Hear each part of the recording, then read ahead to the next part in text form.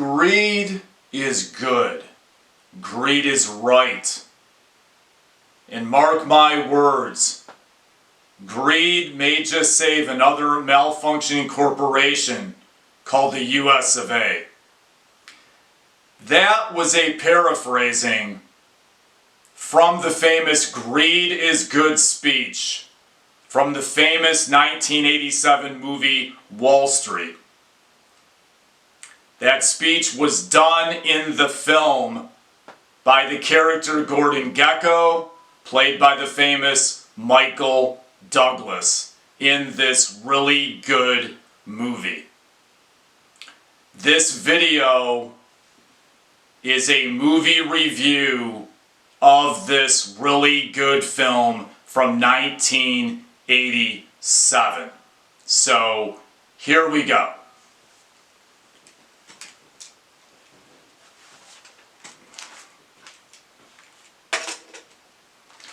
Well, in reality, the world and things did not work out that well for the rest of us, at least based on what Mr. Gekko says in this really good movie.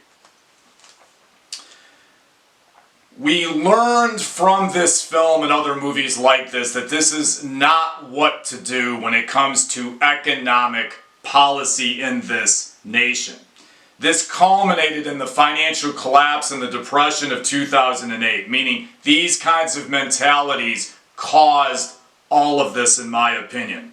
2008 was caused by rampant unregulated speculation in real estate and lack of regulation in accounting firms, to name a few other problems.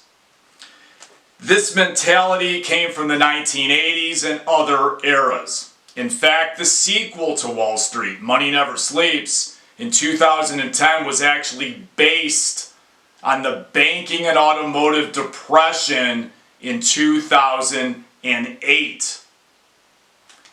So what is the film Wall Street actually about? Well, in my opinion, it's a cautionary morality tale about get-rich-quick schemes in the 1980s.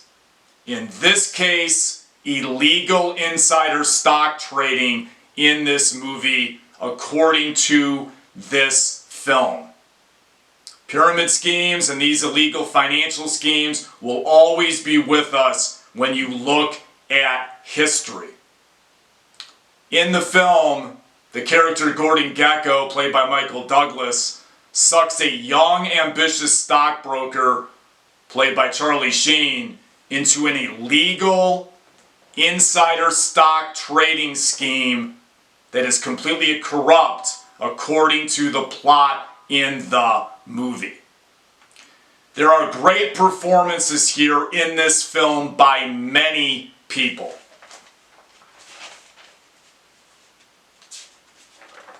Some of those people are Martin Sheen, Daryl Hannah, James Spader, and many others. Gekko in the film ended up becoming a famous American character in some ways for the wrong reasons. In my view, he is a direct composite of the white-collar criminals from the 1980s, Ivan Bocek and Michael Milliken, who both did time in federal prison for their crimes. Gekko is the classic sociopath trying to become a billionaire in the 1980s. The film is a classic liberal critique and repudiation of the capitalist system. In many ways, it repudiates the greed and the glam of the 1980s. Now I'm going to get into a few things about Michael Douglas that you may not know in regards to the year 1987. He won the Best Actor Oscar for this film. He also did another famous film in 1987 called Fatal Attraction with Glenn Close. Now, they were both highly successful films with great performances. According to what I read in different formats from the internet and on the internet back in the late 90s, the Academy, meaning the Academy Awards, wanted to give, or had decided to give, Michael Douglas both Oscars for this film and Best Supporting Actor for Fatal Attraction.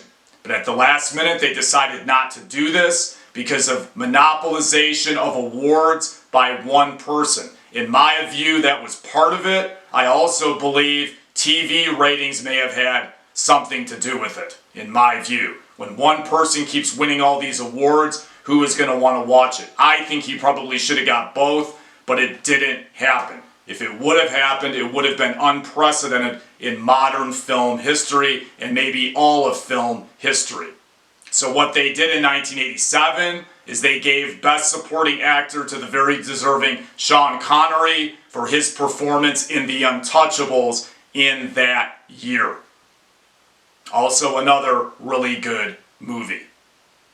Wall Street is a really good film. All Americans should see it. It's one of the best white-collar crime movies that was ever made. It is a really good film.